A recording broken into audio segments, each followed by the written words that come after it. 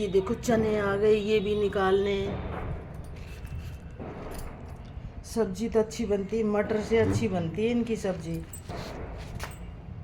मटर तो गैस बनाता है, लेकिन ये इसकी चटनी सब्जी बहुत टेस्टी बनती है, लेकिन निकालने में बहुत टाइम लगता है।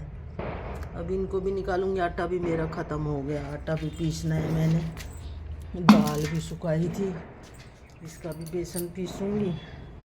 ये देखो, मैंने उस दिन गेहूं का कट्टा मंगाया ना, उस दिन 3 किलो दाल भी मंगाई थी। मैंने कहा बेसन पीसूंगी, मेरा बेसन ख़त्म हो रहा था, तो इस वजह से मैंने 3 किलो दाल मंगाई थी, तो पीसा नहीं बेसन।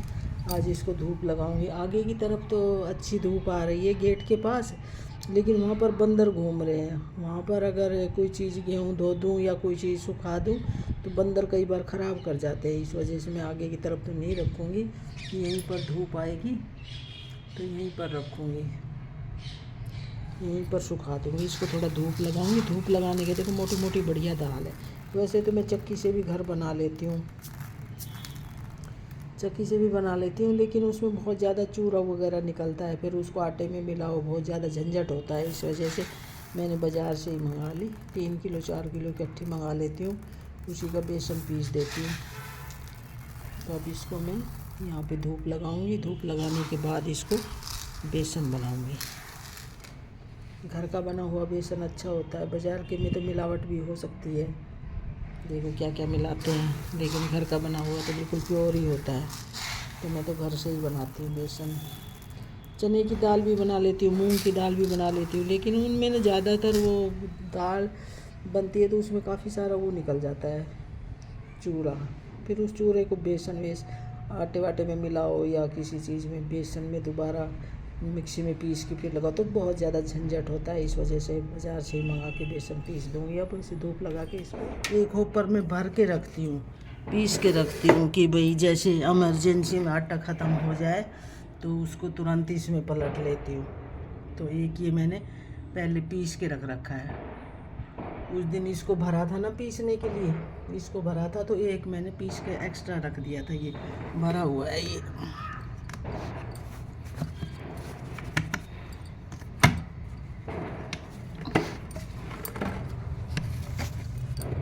ये देखो भरा हुआ है। निकालती हूँ अभी। ये देखो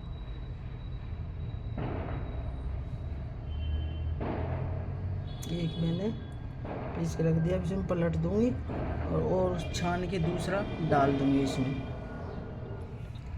ये खाली कर दिया है, इसमें एक ही होपर था, एक और पीसूँगी जब भरेगा। ये खाली कर दिया और इसको अब बंद कर दूँगी बेसन पीसने के लिए। दाल डाल दी मैंने, 3 किलो दाल थी, सुबह धूप लगाई थी, अब डाल दी। अब इसको बंद कर देती हूँ, पीस जाएगी।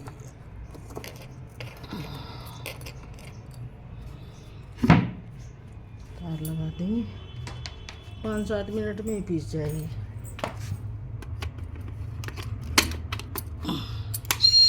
ये चला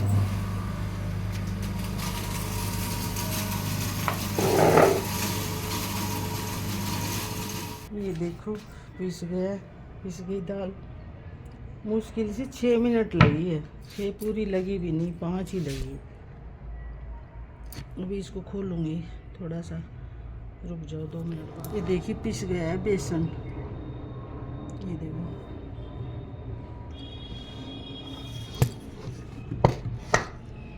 5-6 मिनट लगी 3 किलो दाल पीसने में।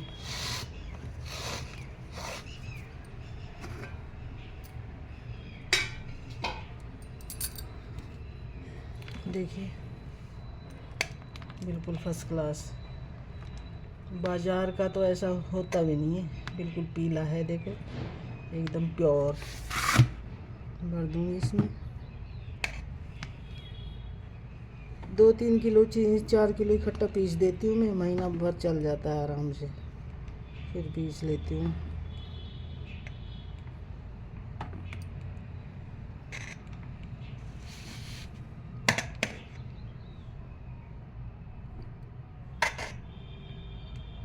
छानने की भी ज़रूरत नहीं है, क्योंकि अगर 1-2 बार छानती भी हूँ तो कुछ नहीं निकलता।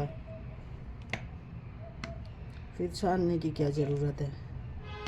वैसे अगर चने को भी पीस लो ना तो भी उसका भी बेसन, उसकी भी कड़ी वड़ी सब्जी वब्जी अच्छी बनती है। खाली दाल ना पीसो, चने को ही पीस लो, चने का ही बेसन बना लो। वो बनती तो है सब्जी थोड़ी काली काली, लेकिन फ़ायदेमंद होती है वो।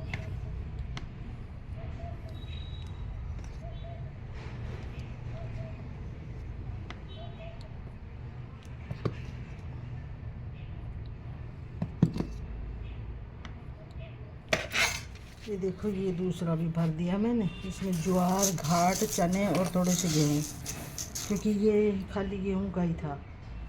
अब इसमें मैंने ज्वार डाल दी, घाट डाल दी और चने और थोड़े से गेहूँ। और अब इसको कर दूँगी बंद, 5 मिनट में पिस जाएगा ये। फिर सारे को मिक्स कर दूँगी, इसको भी और इसको भी।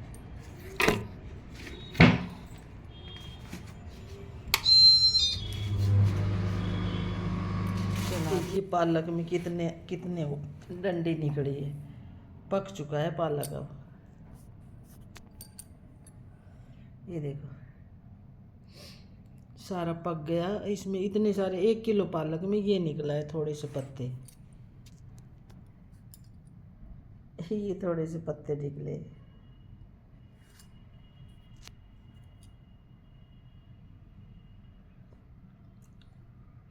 और ये देखो आधा कूड़ा निकला है।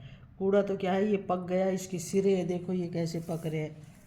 ये देखो इसके सिरे, बीज बन रहा है, बीज बनने लग गया पालक का।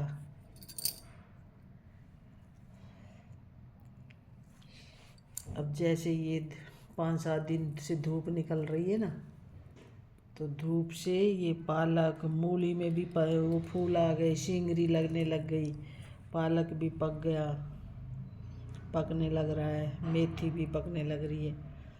अब इसमें मैंने कहा चल थोड़ा सा काट लूँ। काटा तो देखो ये क्या निकला है, थोड़ा सा पालक निकला है और थोड़े आधे से ज़्यादा ये डंडी निकली। देखो कितने अच्छे लग रहे हैं। साल में ये भी एक बार बनाने पड़ते हैं। लेकिन पहले तो मैं शुरू से खुद ही बनाती थी।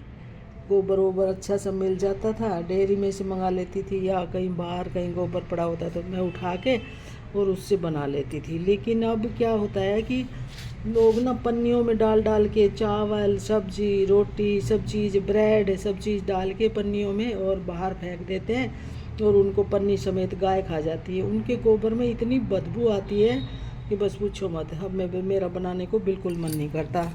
अब तो मेरे को ये बने बनाए मिलते हैं। जो भी बहन मुझे बना के देती है उसका भगवान भला करे, उसके बच्चे सुखी रहे और उसको निरोगी काया दे।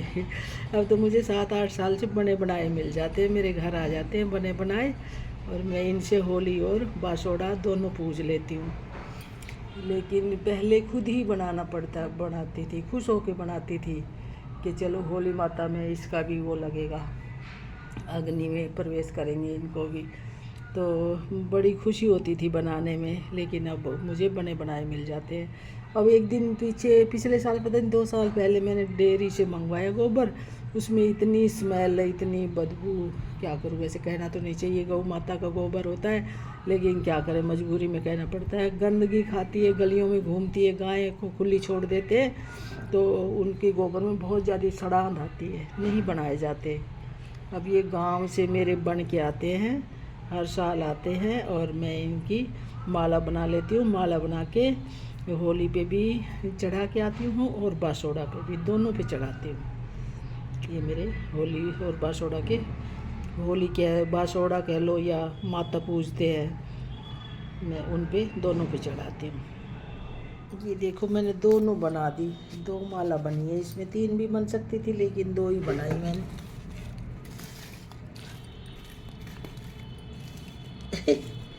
बिड़कुले की माला, बिड़कुले की माला। पहले तो मैं क्या करती थी, 5-5, 7-7 बनाती थी। जब खुद बनाती थी ना घर पे, जब 5 बना दी, कभी 7 बना दी, और फिर उनको होली पे ले जाते थे, बसोड़ा पे भी ले जाते थे। लेकिन अब 3-4 साल से क्या करती हूँ कि जैसे 2 ही बना लेती हूँ और दोनों ही होली पे ले जाती हूँ, क्योंकि होली पे तो अच्छी तरह से वो होली मंगलाते हैं, तो अच्छे से उनमें आग में भाई जल जाती हैं, राख बन जाती है, राख काम आ जाती है। लेकिन बासोड़ा पे जो ले जाते थे कई साल तक तो मैं लेके जाती थी बासोड़ा पे, लेकिन वो फिर रुलती ही रहती है। वहीं पे जहाँ बासोड़ा पूजते हैं ना, तो वहाँ इधर उधर रुलती रहती है, बच्चे इधर उधर फेंकते रहते हैं। फिर मैंने कहा इसकी तो दुर्गति हो रही है अब, तो मैं अब दोनों माला उस पर होली पे ही चढ़ा के आ जाती हूँ। माता के नाम की भी और होलिका के नाम की भी, दोनों होली पे ही चढ़ा देती हूँ, क्योंकि इधर उधर फेंकने से क्या फ़ायदा। तो ये देखो भगवान आगे भी होली या आगे भी सभी त्यौहार बहुत अच्छा है सभी के लिए। सबके घरों में ढेर सारी खुशियाँ आए, आगे भी होली मनाते रहो, बिड़कुले बनाते रहो और होली माता पे चढ़ाते रहो। ये देखिए।